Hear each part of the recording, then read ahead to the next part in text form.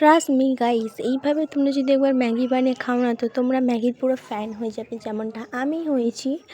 So প্রথমে হচ্ছে আমি টমেটো, পেঁয়াজ, কাঁচা লঙ্কা কেটে নিয়েছি। একটা প্যান বসিয়ে ওর মধ্যে সাদা তেল দিয়ে টমেটো, পেঁয়াজ, কাঁচা লঙ্কাগুলো দিয়ে দেবো, দিয়ে ভালোভাবে নাড়তে হবে। তো এটা কিছুক্ষণ নাড়ার পর যখন এই পর্যায়ে চলে আসবে, মানে হালকা যখন গুলে গুলে আসবে, তো ওর মধ্যে আমি অ্যাড করে দেবো 2টো ডিম। তো ডিমটা দেওয়ার সঙ্গে সঙ্গে কিন্তু নাড়তে হবে, ভালো মতো নাড়তে হবে।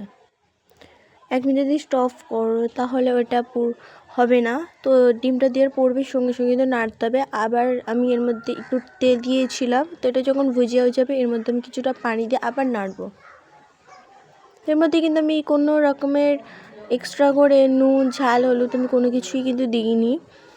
তো আমি পরিমাণ মতন পানি দিয়ে মনে হলো যে না, একটু পানিটা আরও কম হয়ে গেল, ওই জন্য আরেকটু পানি দিয়ে যে 4টে ম্যাগি ছিল ওই ম্যাগি কটা আমি এর মধ্যে অ্যাড করে দেবো।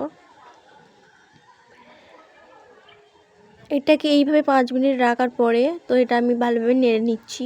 তো ম্যাগির যে মশলাটা থাকে, এই মশলাটা ছাড়া আমি আর কোনো রকমের এক্সট্রা করে মশলা অ্যাড করিনি।